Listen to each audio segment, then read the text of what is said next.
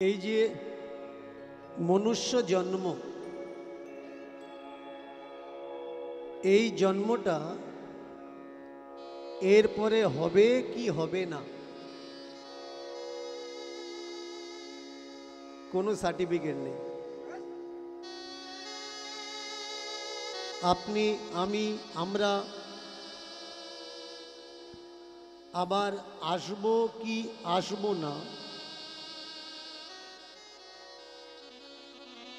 কোনো সার্টিফিকেট নেই। এই সমাজে মানুষ যেমন শয়তান হয়, তেমনি আবার মানুষ কর্মগুণে দেবতা হয়ে পূজাও পায়। একই মানুষ, একই রকম দেখতে, কেউ মানুষের ঘৃণা কুড়াচ্ছে, আবার কেউ বা মানুষ তাকে পূজা করছে। এটা কিসের জন্যে? তার কর্মরহিত, কর্মের জন্যে। আমাদের প্রত্যেক জায়গায় বলা থাকে যে বাবা ক্যামেরা লাগাবে না, কেমন? এটা সবাই জানে, আর যারা ক্যামেরা লাগিয়েছে তারাও জানে আমরা কাউকে বসতে দিই না, তবুও লাগিয়েছে, তারা এসছে দূর থেকে। এদের না বসতে দেওয়ার পিছনে কারণ আছে। কারণ ক্যামেরা হচ্ছে থার্ড আইজ, 3 নাম্বার চোখ। যেটা আমাদের সাধারণ চোখে ধরা পড়ে না, সেটা ক্যামেরার চোখে ধরা পড়ে। আর এই ক্যামেরার পিছনে একজন ব্যক্তি দাঁড়িয়ে থাকে, তাকে ক্যামেরাম্যান বলা হয়। এই ক্যামেরাম্যান ইচ্ছা করলে পুরো পৃথিবীর হোল পাল্টে দিতে পারে। কিন্তু যেসব ইউটিউবাররা এখন উঠেছে, এরা চাচ্ছে না যে মানুষ সত্যিটা জানুক, এর জন্য এদের বসতে দিই না। বেকার বসতে দিয়ে লাভ কি? যেমন কিছু কিছু মিডিয়া আছে, তারা গোলামি করছে এখন, তেমনি গোলামি করলে তো হবে না। ক্যামেরার পিছনে ক্যামেরা যে ধরে আছে সে স্বাধীন চেতা, তার নিউট্রাল থাকার দরকার, ফ্রি থাকার দরকার। আমি তোমাদেরকে বলবো, যে মেসেজটা দিলে মানুষ সৎপথে চলবে, তার জীবন সহজ হবে, সেইটুকু দাও। খালি খালি দীনকৃষ্ণ ঠাকুরকে দোষ দিয়ে ভিউজ ইনকাম কামানোর জন্যে কেটে একটা খারাপ পয়েন্ট ছাড়লাম, এটা উচিত না। আজকের কিছু মানুষ দীনকৃষ্ণ ঠাকুরকে গালাগালি করে, শুধু তাকে নয়, তার বাম্মা তুলেও গালাগালি করে। কিন্তু এরকম কোনো মর্দানগি হিম্মতওয়ালা মানুষ আমি এখনো পাইনি যে আমার সঙ্গে বসে শাস্ত্র নিয়ে আলোচনা করবে। এটাই বড় নরমের জায়গা, বড় ভাবার জায়গা। বড় বড় কীর্তনিয়া আছে যারা আমার নামে পিছনে নিন্দা করে, কিন্তু আমার নাম শুনলে প্যান্টে পেশাব করে ফেলে। ও আছে, যাবে না কেন ভাই? আসবে না।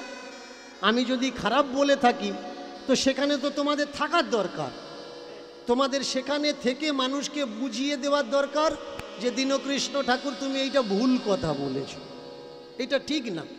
কিছুদিন আগে আপনাদের এই এরিয়ার একটা ইউটিউবার একটা ভিডিও কাট করে ছেড়েছিল, কৃষ্ণ ভগবান না কৃষ্ণ অসুর। ভালো করে মন দিয়ে শুনবেন। এর জন্য আমি বলি যে সমস্যা থাকলে আসরে এসো। 5 মিনিট কোনো ভিডিও দেখে কখনো বিচার করা যায় না। যেমন 1 কড়া খিচুড়ি রাঁধতে গেলে 75 থেকে 80 গ্রাম ঝালের গুঁড়ো আমরা দিই 1 কড়া খিচুড়ির উপরে, তাহলে ওই ঝালটা কিন্তু কারোর মুখে লাগে না। আর যদি 1 কড়া খিচুড়ির পুরো 75 থেকে 80 গ্রামের ঝালের গুঁড়োটা একজনকে খাওয়ানো হয়, তার তো ঝাল লাগবেই লাগবে। এর জন্য সমস্যা এই জায়গায়, পুরো কীর্তন শুনে আপনাকে বিচার করতে হবে যে দীনকৃষ্ণ ঠাকুর যে কথা বলল ওটা মিথ্যে কথা না ওটা ভুল কথা, ওটা শোনার দরকার আছে নাকি শোনার দরকার নেই, এটাকে জানা লাগবে। তাহলে আমরা আজকের প্রথম থেকে আরম্ভ করব মহাপ্রভু এবং ভগবান শ্রীকৃষ্ণের প্রেক্ষাপট। যিনি কৃষ্ণকে, আমরা যারা আজকের এই হরিবাসরে এসে বসেছি লাখো ভক্ত, কৃষ্ণের বায়োডাটা জিজ্ঞাসা করুন, অনেকে বলতে পারবে না।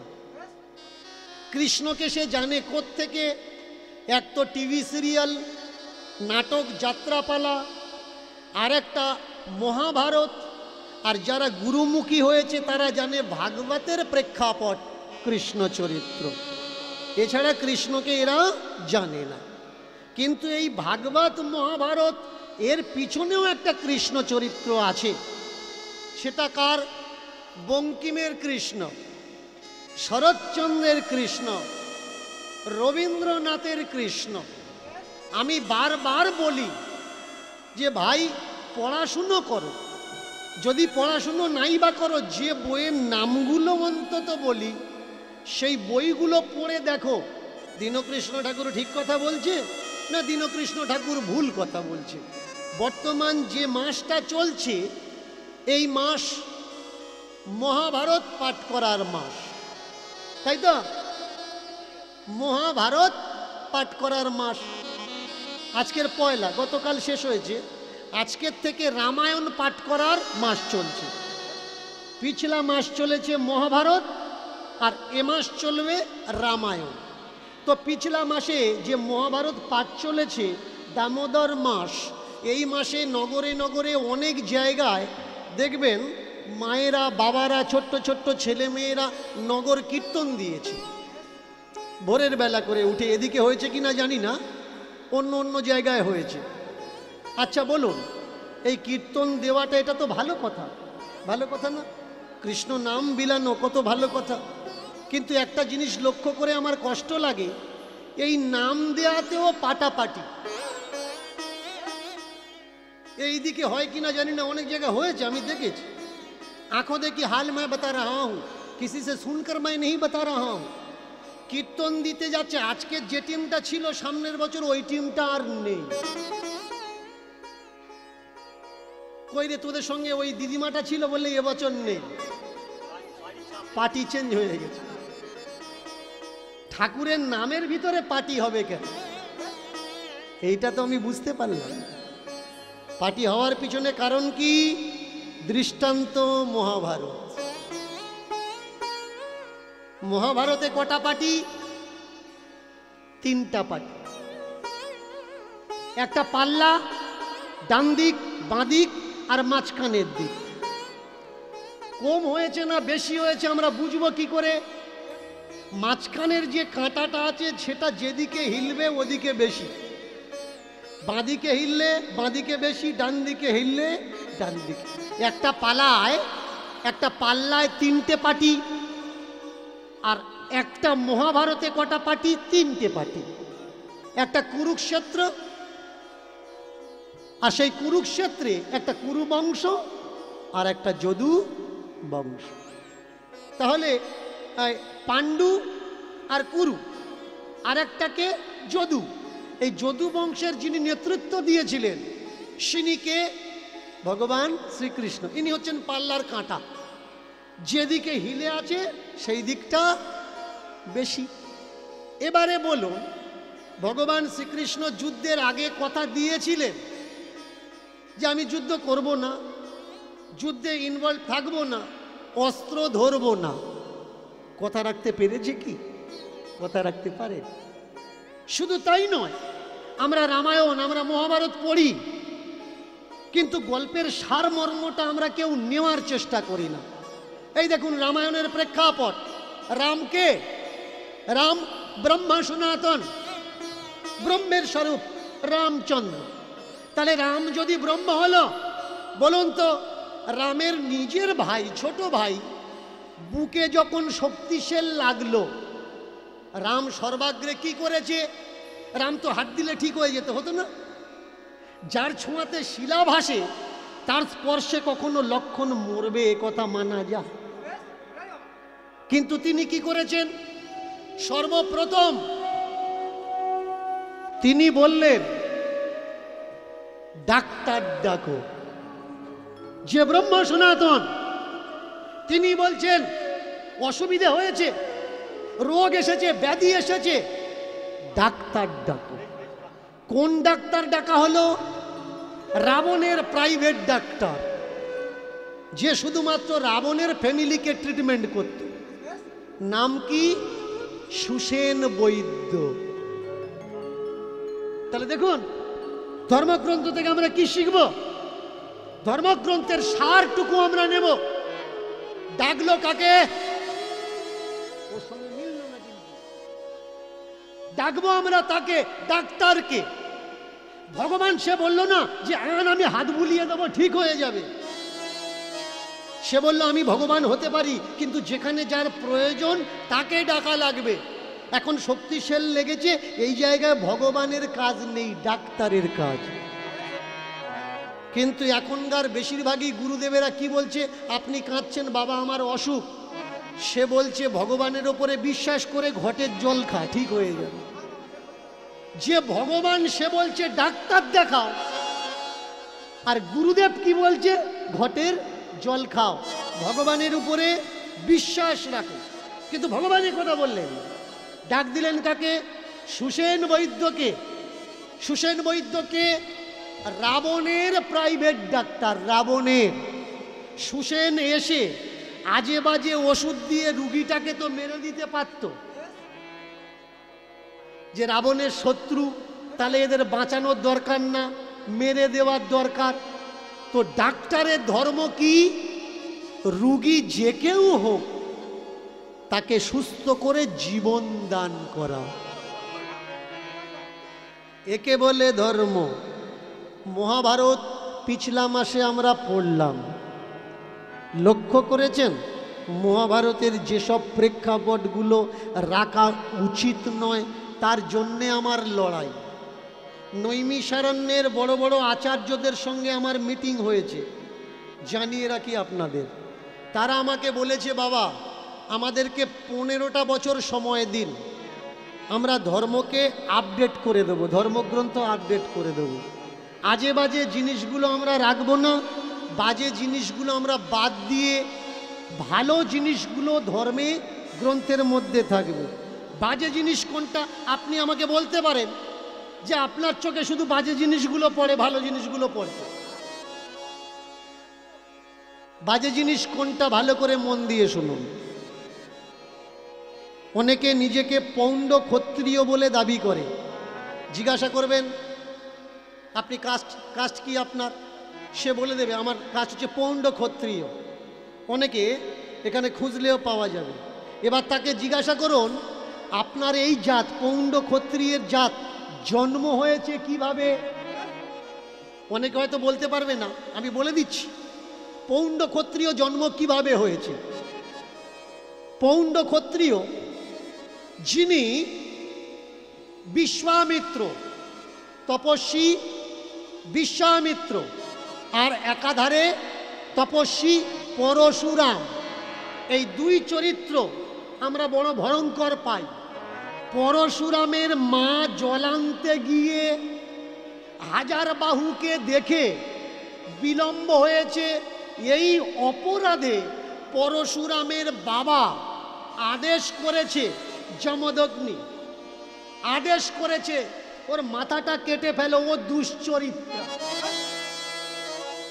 কেন না যতক্ষণে আসার দরকার ছিল অতক্ষণে আসেনি। 3 ছেলে পারল না, ছোট্ট ছেলে মাথাটা কেটে ধর থেকে আলাদা করে দিল কুঠার দ্বারা। কেটে দেওয়ার পরে তিনি জানতে চাইলেন মায়ের অপরাধ কি। সার্ভে করে খোঁজ নিয়ে দেখলেন ক্ষত্রিয়ের জন্যে আমার মায়ের এই দশা, আমার হাতে মায়ের প্রাণ গেছে। তাহলে পৃথিবীতে যদি ক্ষত্রিয় না থাকতো আমার মা মরতো না। এর জন্য পৃথিবীতে ক্ষত্রিয় আমি রাখবো না। করলেন কি? 21 বার মানে 21 বার পৃথিবীকে নিষ্ক্ষত্রিয় করলেন। বড় চমৎকার কথা। যদি পুরোপুরি শেষ হয়ে যায় প্রথমবারে, তাহলে দ্বিতীয়বার আবার ক্ষত্রিয় আসলো কিভাবে? এটা তো ক্যালকুলেশন করতে হবে, লাগাতে হবে। কিন্তু মহাভারত বলছে 21 বার ব্রাহ্মণ পুত্র ক্ষত্রিয় বিনাশ করল। এইভাবে ক্ষত্রিয়দের ঘরের বউ স্ত্রীগণ তারা কোথায় গেলেন? কামনা চরিতার্থের জন্যে তারা গেলেন ব্রাহ্মণদের ঘরে। ব্রাহ্মণের ঔরসে আর ক্ষত্রাণীর গর্ভে পৌণ্ড ক্ষত্রিয়ের জন্ম। এবার বলুন, আমরা যারা নিজেদেরকে পৌণ্ড ক্ষত্রিয় বলে দাবি করি, কেউ যদি আমাদের বলে তোদের জন্মের ঠিক নেই, আপনি উত্তর দিতে পারবেন তো? আপনি বলবেন কোন আধারে কথাটা বলছো? সে 1 মিনিট বসুন, লাফালাফি করবেন না, এখনো 3 ঘন্টা আছে।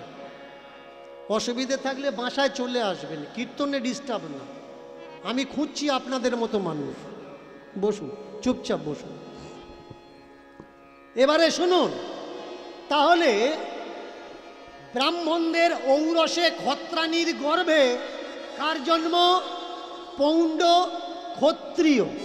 বলুন, এইসব কথা লেখার, এইসব ফাজলামো লেখার কোনো দরকার ছিল? শুধু তাই না, সব থেকে বড় দায় কার ওপরে লাগানো হলো? যারা দোকান করে চুল কাটে, এদেরকে কি বলা হয়? নাই বা প্রামাণিক। তো এই প্রামাণিকের জন্ম কোত্থেকে হয়েছে? প্রামাণিককে জিজ্ঞেস করবেন, বলতে পারবে না। আমি বলে দিচ্ছি, ধর্ম সংজ্ঞা গ্রন্থ দেখে নেবেন, ধর্ম সংজ্ঞা, ধর্ম বিশ্লেষণ, দুটো গ্রন্থ। সেখানে কি বলা হচ্ছে? বৈশ্যের স্ত্রীর গর্ভে ব্রাহ্মণের ঔরসে প্রামাণিকের জন্ম। যত জন্ম কারা দিচ্ছে? ব্রাহ্মণে জন্ম দিচ্ছে। আর এরা ইনকাম করছে না, তোমার হাঁড়ির চাল দিয়ে এদের সংসার চলছে। দেখেছেন এই ধর্মগ্রন্থ কি ধর্মগ্রন্থ? কাদের ধর্মগ্রন্থ? ধর্মগ্রন্থ কি হওয়ার দরকার? ধর্মগ্রন্থ মানে কি? ধ র ম, ধ র ম, ছটে শান্তির আর এক নামই হলো ধর্ম। আজকের আমার ভিডিওর নিচে কমেন্টগুলো পড়বেন। মুখার্জি, চ্যাটার্জি, চক্রবর্তী, ব্যানার্জি, বন্দ্যোপাধ্যায় আর দাস, এরা কারা? বৈষ্ণব সম্প্রদায় কিছু, আর কিছু ব্রাহ্মণ সম্প্রদায়। তারা নোংরা নোংরা ভাষায় গালাগালি করছে। আমি তো কাউকে গালাগালি করছি না। আমার বাম্মা তুলে গালাগালি, আমি কাউকে গালাগালি করছি না। আমি কি করছি? আমি একটা কাজ করেছি, আপনাদের ঘরের নিভে যাওয়া প্রদীপগুলো তেল দিয়ে জ্বালিয়ে দিয়েছি। আজকের এই ভিড় কিসের জন্য জানেন? চেতনা জেগে উঠেছে। আর এই অবদানটা কার? চৈতন্যের অবদান। এটা দীনকৃষ্ণ ঠাকুরের অবদান নয়। এই একই চেতনা দিতে চেয়েছিলেন কে? আমার মহাপ্রভু। কেন মহাপ্রভুর পিছনে ভিড় ছিল? তিনি কৃষ্ণ বলে না, কৃষ্ণের মাধ্যম দিয়ে তিনি সমাজকে জাগাতে চেয়েছিলেন। কৃষ্ণকে দিয়ে তিনি দেখলেন সব থেকে অন্ধকার কোন জায়গায়? সব থেকে অন্ধকার সেই জায়গায় যে জায়গায় আলোটা জ্বলছে। মহাপ্রভু তো অন্য পথ বেছে নিতে পারতেন। অনেকে আমায় বলে, আপনি কীর্তনের আসরে এই কথাগুলো বলছেন কেন? আপনি স্টেজ করে বাজারে দাঁড়িয়ে রাজনীতির নেতাদের মতো দাঁড়িয়ে বলুন না, কীর্তনের আসরে বলছেন কেন? আমার ধর্ম অন্ধকারে কেন? এই ধর্মের জন্য। আপনারা গলা ভারী করেছেন, শরীর রাঙিয়েছেন, কিসের জন্যে? ধর্মের জন্য। ধর্ম যদি না থাকতো আপনার গলায় কেউ মালা পরাতে পারত না। আর আপনি মালাটা কেন পরেছেন? এই ধর্মের ঠিকাদাররা বলছে মালা থাকলে নাকি মাথায় বাজ পড়বে না। আমি নাম ধরে বলে দিতে পারি কারা কারা এই কথা বলছে। বাজ কি? বাজ হচ্ছে একটা ইলেকট্রোম্যাগনেটিয়াম, ইলেকট্রোফ্রিকোয়েন্স। বাজ সাইকেলেরও ভোল্ট, লাখো ভোল্ট, ইলেকট্রিক, এছাড়া আর কিচ্ছু নয়। আপনি যদি মনে করেন হ্যাঁ সত্যি তুলসীর মালা গলায় থাকলে মাথায় বাজ পড়বে না, আপনি সোজা চলে যান, তুলসীর মালা গলায় আছে আর ইলেকট্রিক বোর্ডের মধ্যে হাত ঢুকিয়ে দিন,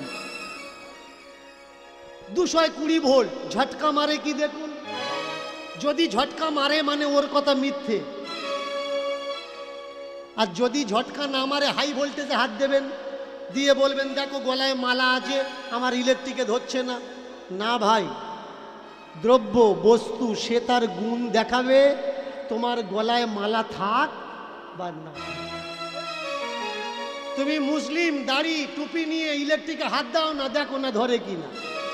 ও দিয়ে ইলেকট্রিক জানে না তুমি কোন ধর্মের মানুষ, কোন সম্প্রদায়ের মানুষ। ঝাল সে জানে না তুমি কোন সম্প্রদায়ের মানুষ। বস্তু দ্রব্য এ তার গুণ দেখাবেই দেখাবে। এ চেতনা কে এনে দিয়েছে? আমার মহাপ্রভু এনে দিয়েছে। ইতিহাস ঘেঁটে দেখবেন। আমাকে অনেকে বলে চৈতন্যকে জানতে গেলে কোন কোন বইগুলো পড়বো একটু বলে দিন।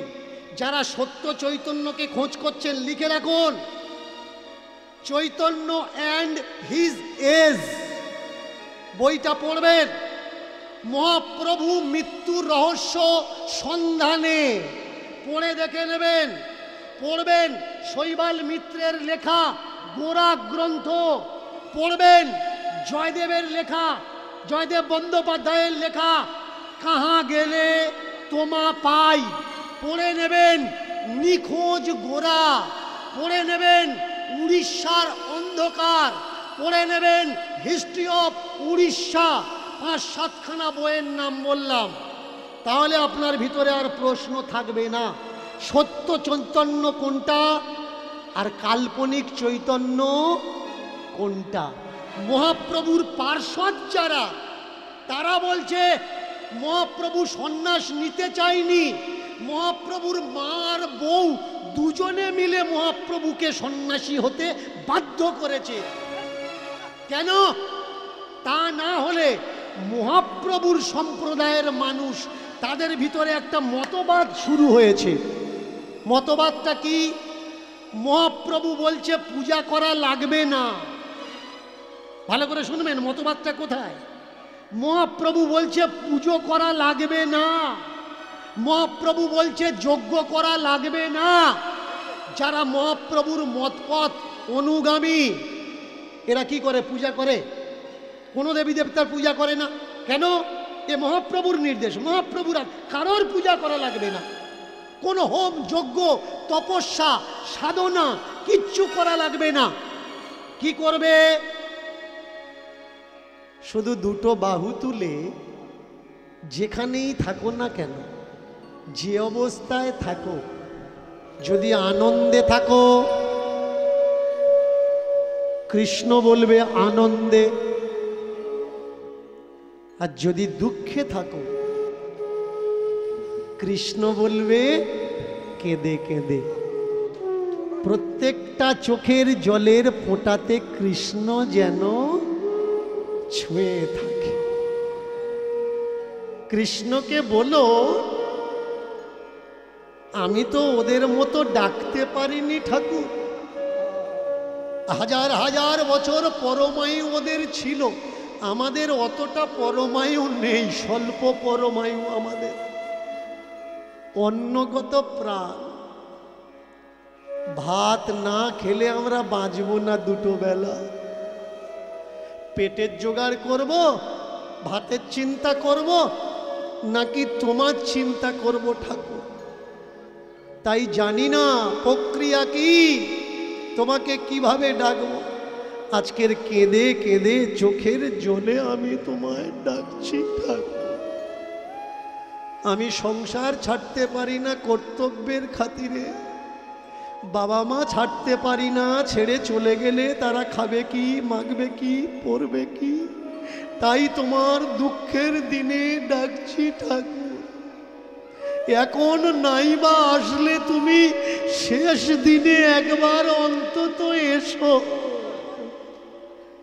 গৃহে বা বনেতে থাকো গোবিন্দ বলে ডাকো, গৃহ বা বনেতে থাকো গোবিন্দ বলে ডাকো, গৃহে বা বনেতে থাকো গোবিন্দ বলে ডাকো, গৃহে বা বনেতে থাকো গোবিন্দ বলে ডাকো। গোবিন্দ পরকালে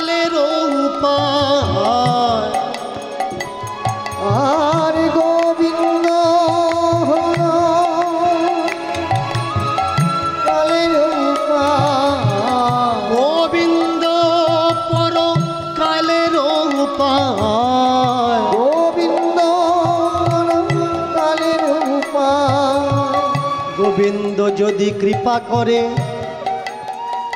ইষ্ট তারি ধরে। গোবিন্দ আর গোবিন্দ যদি কৃপা করে কৃষ্ণ তারি ধরে। গোবিন্দ যদি কৃপা করে ইষ্ট তারে ধরে। গোবিন্দ যদি কৃপা করে কৃষ্ণ তারি ধরে। গোবিন্দ বিনা গতি নাহি আর, কৃষ্ণ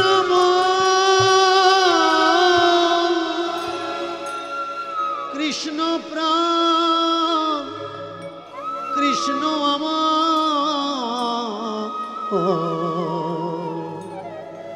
পরকালের এর জন্য মহাপ্রভুর শত্রু তৈরি হলো। আমরা হাজার হাজার টাকা কামাচ্ছি যজ্ঞ করে, আর এই ছোট্ট ছেলেটা বলে নাকি যজ্ঞ করা লাগবে না। আমরা হাজার হাজার টাকা কামাচ্ছি পূজা পাঠ করে, আর এই বামুনের ঘরের ছেলে হয়েও এ বলছে এসব পূজা পাঠ করা লাগবে না। শত্রু তৈরি হয়ে গেল নদিয়া নবদ্বীপের মাটিতে। ব্যাস, যে মা হয় সে কখনো দেখতে পারে যে তার সামনে তার ছেলেটা মরে যাক? মাই প্রথম নিমাইকে বললেন, নিমাই পালিয়ে যা বাবা, এখানে থাকিস, তুই থাকলে তোকে মেরে দেবে। আমি তো, তুই বেঁচে থাকলে আমি তো বলতে পারবো, ভাবতে পারবো তুই বেঁচে আছিস। পাবেন কোন বই থেকে? যিনি মহাপ্রভুর বাড়ির চাকর ছিলেন, অদ্বৈত আচার্যের শিষ্য ছিলেন, তার নাম ঈশান। পুরো নাম হলো ঈশান নাগর। পূর্ব বাংলা থেকে পালিয়ে চলে এসেছিলেন বিধর্মীদের অত্যাচারে। এগুলো তো ভাই আমার কথা নয়, আমার বানানো কথা নয়, আমার মন গড়া কথা নয়, সত্য ইতিহাস। আঁখো দেখি হাল, যারা চোখে মহাপ্রভুকে দেখেছে তাদের লেখা। শুধু এই নয়, সমাজে এরা একটা প্রচলিত প্রথা তুলে দিল। সেই প্রথাটা কি? সেই প্রথার নাম হচ্ছে দীক্ষা। দীক্ষা কি? কানে কানে ফিস ফিস, মাসে মাসে চাঁদা দিস। ডেফিনেশন অফ দ্য দীক্ষা। আমার কথাগুলো শুনলে কাদের রাগ হবে? যারা সবে ১,৫০০ শিষ্য করেছে, আরো অর্ডার আসছে, বাবা আসুন নাম নেব, তা ওরা আমার কথা যদি শোনে আমার ওপর রাগ করবে না? ও দেখবে ধান্না বন্ধ করে দিচ্ছে, শিষ্য বাড়ানো কমে গেল। আপনি মনে করছেন তাহলে এতদিন যে আমরা দীক্ষা নিয়ে আসছি, আপনারা এখানে যারা যারা আছেন বুকে হাত দিয়ে বলবেন দীক্ষা নিয়ে আপনার কি মঙ্গল হয়েছে? সুগার কমেছে, প্রেশার কন্ট্রোলে এসছে, কোলেস্ট্রল লেভেল ঠিক আছে? নেই। তাহলে দীক্ষায় কি উপকার হয়? মায়েরা, বাবারা যারা দূর দূর থেকে এসেছেন, কমিটির থেকে আমার অনুরোধ আছে, বাবা আপনি গণ্ডগোলে শিল্পী, অনেকে আপনার উপরে একটু কুমন্তব্য রাখে, আপনি পালা করবেন। এবার আমি কি করব না করব, আমার ড্রাইভার হচ্ছেন আপনারা। আমি তো গাড়ি, আমি চলতে পারি না। আপনারা যদি বলেন যে বাবা এই দিন, আমি এই দিতে থাকব। আর যদি বলেন এগুলো শুনবো না, দাঁড় করিয়ে একটা পালা করুন, আমি পালা করব। পালা করব। আচ্ছা পালা নয়, এই করব। তাহলে জোর করে উলুধ্বনি।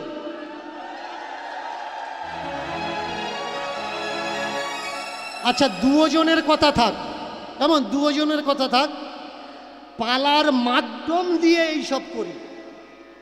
তাহলে যারা পালা ভালোবাসে তাদের কাছে পালা থাকলো, আর যারা সত্যকে ভালোবাসে তাদের প্রতি এইসব থাকলো, সব থেকে ভালো হবে। মাঝখান দিয়ে আমরা চলবো, এর জমি নামবো না, ওর জমি নামবো না, আলের ওপর থেকে যাব, তাহলে কারোর গায়ে আর রাগ হবে।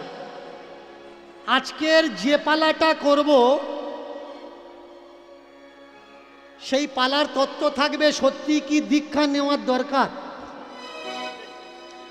অনেকের বাম্মা দেখবেন তার গুরুদেবের কাছে বলে যে আমার ছেলেটা বাবা এমএ পড়ছে, কারোর কথা শোনে না। গুরুদেব আগে বলে দেয় দীক্ষা দিয়েছিস, যে যার ধান্দায় সেই তার, ও জ্বালায় ও মরছে, ও ছেলে মেয়ে বাম্মার কথা শুনছে না। গুরুদেবের কাছে আর্জি রেখেছে, গুরুদেব তো কিছু তো বলবে। গুরুদেব দীক্ষা নিয়েছিস না বাবা, বলে তাহলে হবে না, দীক্ষা দে তবে তো জানবি। আচ্ছা, ওই সকালবেলা যখন আসছিলাম আমার এক ছোট ভাই গান করছিল, বলছিল পেটে বাচ্চা থাকলে যদি পাঁটার মাংস খায় তাহলে ও নাকি পাঁটা হবে। কেমন বলুন তো, পেটে বাচ্চা থাকলে যদি ডেমরে কলা খায় তাহলে কতগুলো দানা হবে? মানে ওর নলেজে যা খাবে তাই হবে, এটা কিন্তু আগে বোঝা লাগবে। তাহলে আজকের সমাজে বর্তমান যুগে সত্যি কি দীক্ষার প্রয়োজন আছে, তার উপরে বেশ করে আজকের লীলা কীর্তন। কীর্তনের নাম কালে খাঁ, ভালো করে শুনবেন। কীর্তনের নাম কালে খাঁ। অনেক কীর্তনীয় আমায় বলে ও যে পালাগুলো করে আমরা 14 পুরুষই শুনিনি। তা তোমার 14 পুরুষ যদি ভক্তদের খোঁজ না রাখে দোষটা কি আমার? পড়াশুনো করবে তাই তো জানতে পারবে। পড়ে নিও। রাজস্থান করলিতে মদন মোহনের মন্দির আছে। মদন মোহনের মন্দির ভালো করে মন দিয়ে শুনবেন। রাজস্থান করলিতে মদন মোহনের মন্দির আছে। আর এই মদন মোহনের মন্দিরে আরতি যখন হয়, এই আরতিতে কালে খাঁর গুণগান করা হয়। খাঁ মানে বুঝতে পারছেন নিশ্চয়ই কোনো ব্রাহ্মণ বা ক্ষত্রিয় বৈশ্য না। খাঁ মানে কে? এ মুসলমান। তাহলে মুসলমান হয়ে ঠাকুরের আরতির সময় তার গুণগান কেন করা হবে? এ বড় চমৎকার। আগে আমরা জেনে নিই করলিতে এই যে রাধা মদন মোহনের মন্দির, এই রাধা মদন মোহন পৌঁছালো কি করে? সত্যযুগ রাজা অম্বরীশ, ভালো করে শুনবেন। সত্যযুগ রাজা অম্বরীশ মদন মোহনের মূর্তি স্বয়ং ব্রহ্ম থেকে পেয়েছেন, পূজা করতেন। এক একটা যুগ চলে গেছে, হিংসার দরুনে কখনো মূর্তি জলে লুকিয়ে রাখা হয়েছে, কখনো মাটিতে লুকিয়ে রাখা হয়েছে। এইভাবে এক একটা যুগ চলে গেছে। এখন এসেছে কলৌ যুগ। বিধর্মীদের অত্যাচারে মূর্তি লুকিয়ে রাখা হয়েছে মাটির ভিতরে। আমার শ্রীমন মহাপ্রভুর তখন জন্ম হয়নি। এই সময় অদ্বৈত আচার্য ইনি এসেছেন বৃন্দাবনের মাটিতে। মন দিয়ে কথাগুলো শুনবেন। বৃন্দাবনের মাটিতে এসে যে বটগাছের নিচে তিনি আশ্রয় নিয়েছেন, এখনো আছে সে বটগাছ। সেই বটগাছের নাম কি? অদ্বৈত বট। এই বটের নিচে বসে উনি ভজনা করতেন। আর দিনের বেলা মথুরাতে গিয়ে মধুকরি করতেন। মধুকরি, ভালো করে শুনবেন, মাধুগিরি নয় কিন্তু। শব্দটা কি? মধুকরি। করে মধু মানে অমৃত নেওয়াকে, ভিক্ষা নেওয়াকে মধুকরি বলা হয়। এই মধুকরি করতেন, খেতেন, বৃন্দাবনে বাস করতেন। আর যখন ঘুমিয়ে পড়তেন ওই বটগাছের তলাতে, স্বপ্ন আসত, এই আমাকে তোল, আমাকে ওঠা। আমরা যখন স্বপ্ন দেখি কি মনে করি? প্রথম প্রথম মনে করি এটা স্বপ্ন, কিন্তু দ্বিতীয় দিন যদি আবার দেখি, তৃতীয় দিন যদি আবার দেখি, চতুর্থ, পঞ্চম, ষষ্ঠ, সপ্তম যদি দেখতেই থাকি একই স্বপ্ন, তার মানে কিছু না কিছু ব্যাপার আছে। স্বপ্নের সূত্র কি? স্বপ্নের সূত্র, আমরা এক স্বপ্ন বারবার কোনোদিন দেখি না। আরেকটা মজার ব্যাপার, স্বপ্ন দেখতে দেখতে আমরা ঘুম ভেঙে গেল আমাদের, বাইরের থেকে বাথরুম করে এসে আবার যখন শুই, তার পরের থেকে কিন্তু স্বপ্ন স্টার্ট হয় না। ওটা হতে পারে, আবার অন্য স্বপ্ন আসতে পারে। একটু আগে দেখছিলাম ভালো ভালো খাচ্ছি, পরে আবার বাথরুম থেকে এসে যখন ঘুমালাম দেখছি কেউ যেন আমাকে দাবড়াচ্ছে। দুটো স্বপ্নের ভিতরে কোনো কম্বিনেশন নেই, যাও কিছু আসতে পারে। কিন্তু অদ্বৈতাচার্য ইনি দেখছেন বহুদিন ধরে একই স্বপ্ন, কেউ যেন মাটির নিচ থেকে বলছে আমাকে তোল, আমাকে তোল, আমাকে তোল। স্বপ্নের ঘোরে আচার্য জিজ্ঞাসা করছে, কে কে কে কে গো তুমি ডাকো বারে বারে, কে গো তুমি ডাকো বারে বারে, কোন জানায় আছো তুমি জানি না তো হায়, জানি না তো হায়, কোন জানায় আছো তুমি জানি না তো হায়, জানি না তো হায়, না না না না না না না না না না না না, কোন জানায় আছো তুমি জানি না তো হায়, জানি না তো হায়, কোন জানায় আছো তুমি জানি না তো হায়, জানি না তো হায়, কে তুমি ডাকো আমায়, বলো আছো কোথায়, বলো আছো কোথায়, বলো আছো কোথায়, বলো আছো কে?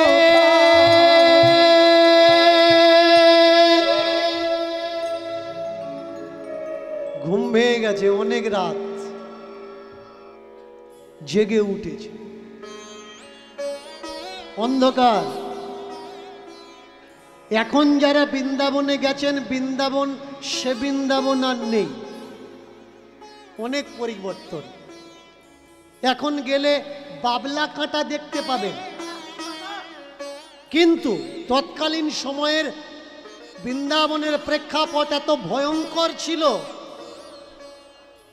বিষধর সাপ, হিংস্র জন্তু জানোয়ারের নিবাস ছিল। বৃন্দাবনে সেই যেত যার বাঁচা দিয়ে আর ইচ্ছা ছিল না, হয় মৃত্যুকে পাবো না হলে গোবিন্দকে পাবো, দুটো রাস্তা। উঠে জেগে যাচ্ছে কে? এবার মাটির ভিতর থেকে আওয়াজ আসছে, এখানে এখানে এখানে এখানে এখানে। কই? কোথায় তুমি? কোথায় কোথায় কোথায় কোথায় তুমি? এক জায়গার বালি থরথর থরথর থরথর করে কাঁপছে। সেই বালিটা হাত দিয়ে সরিয়ে সরিয়ে কি যেন একটা শক্ত মতো হাতে ঠেকলো, কি এটা? আবার বালি সরিয়ে সরিয়ে একেবারে এত বড় মদন মোহনের মূর্তি বেরিয়ে এলো। চমৎকার কি জানেন? আজকের যে মানুষ আমরা রাধা নামে পাগল, অদ্বৈত আচার্যের সময়কাল একটু পিছনের দিকে গেলে চণ্ডীদাস পর্যন্ত দেখা যায় রাধার প্রসঙ্গ ছিল না। আজকের যে কৃষ্ণর পাশে যে রাধাকে বসিয়ে আমরা পূজা অর্চনা করছি, গোটা বৃন্দাবনের মাটিতে কৃষ্ণের পাশে রাধা প্রতিমূর্তি ছিল। এই রাধা প্রতিমূর্তি আসলো কিভাবে? ভালো করে শুনে রাখবেন, মনে রাখবেন কথাগুলো। নিত্যানন্দের দুই স্ত্রী জাহ্নবা আর বসুধা, সূর্য সার্কেল, দুই কন্যা জাহ্নবা আর বসুধা। এই জাহ্নবা আর বসুধা দুই স্ত্রী, এরা দুই বোন, বড় বোন আর ছোট বোন। এইবার এই নিত্যানন্দের স্ত্রী যেদিন বৃন্দাবনে আসলেন, নিত্যানন্দের স্ত্রী প্রথমে রাধা মূর্তি তৈরি করিয়ে কৃষ্ণের পাশে দাঁড়িয়ে প্রতিষ্ঠা করলেন। এই হলো রাধার ইতিহাস। আগে জানা লাগবে। তাকিয়ে দেখুন, একখানা মূর্তি উঠেছে মদন মোহন, চতুর্দিকে পরিচিত হয়ে গেল যে কোত্থেকে, শান্তিপুর, নবদ্বীপের শান্তিপুর, নদিয়ার শান্তিপুর থেকে এক বাবাজি এসছে, আধোড়া আদমরা বুড়ো বাবাজি, আর তার হাতে একখানি মূর্তি উঠেছে স্বপ্ন আদেশ করে। মথুরার চতুর্বেদী ব্রাহ্মণ খবরটা পেয়ে এসে করজোড় করে দাঁড়ালেন, আচার্যদেব আপনি আমার গুরু হবেন, আমাকে দীক্ষা দেবেন, শিষ্যত্বের অধিকার দেবেন। গুরু আচার্য শিষ্য করলেন। আর ওই বৃন্দাবন ত্যাগ দেওয়ার প্রাককালে এই মদন মোহন মূর্তিকে ওই চতুর্বেদী ব্রাহ্মণের হাতে তুলে দিয়ে আসলেন নিত্য নৈমিত্তিক পূজা অর্চনার জন্য। বৃন্দাবন থেকে উঠলো, আসলো কোথায়? মথুরা। এর জন্য এখনো পর্যন্ত এদিক থেকে যখন আপনি বৃন্দাবন যাওয়ার জন্য যাবেন, আগে কিন্তু আপনার মথুরাতে নামা লাগে। কেন? এটা মদন মোহন স্টপেজ। মথুরাতে আগে আপনার পদার্পণ, তারপর বৃন্দাবনের দিকে গমন। এইবার বহু সময় কেটে যায়, নিমায়ের জন্ম হয়, চতুর্দিকে প্রচার চলতে থাকে। ষড় গোস্বামীর পদার্পণ হলো বৃন্দাবনে। এই ষড় গোস্বামীর ভিতরে দুই প্রধান গোস্বামী, রূপ গোস্বামী আর সনাতন গোস্বামী। এই দুই ভাই বৃন্দাবনে আসলেন। যিনি সনাতন গোস্বামী, আর এই দুই ভাই চলে যেতেন মথুরাতে ভিক্ষা করতে। 10 দিন পর পর একদিন ভিক্ষা করতেন। আর ভিক্ষাতে তারা কি পেতেন? শুকনো রুটি। ভজন কাকে বলে দেখুন, শুধু বললে হবে না আমি ভজনের ঘরে প্রবেশ করেছি। 10 দিনের ওই রুটি করতেন কি তারা? যমুনার তটে বালির ভিতরে পুঁতে দিতেন।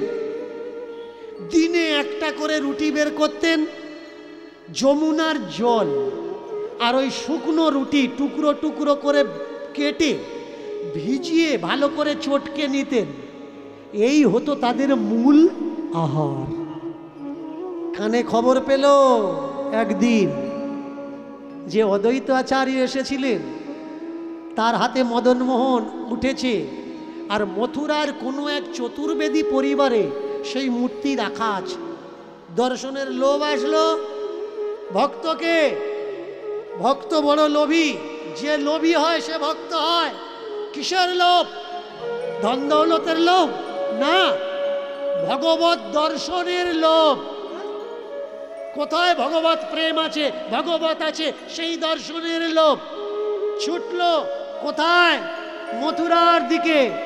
ওই চতুর্বেদীর বাড়ির সামনে দাঁড়িয়ে প্রার্থনা করত, খুলে যা, খুলে যা, খুলে যা। প্রার্থনা, যা যা যা যা, খুলে যা।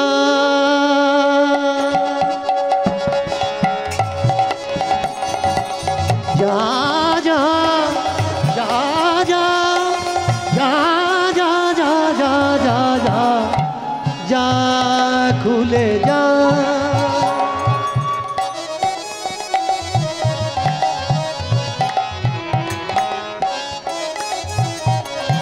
ওরে মদন মোহন যদি কৃপা হয়, মন্দিরের দরজা দরজা দরজা যা যা যা খুলে যা যা যা যা যা যা যা যা যা খুলে যা।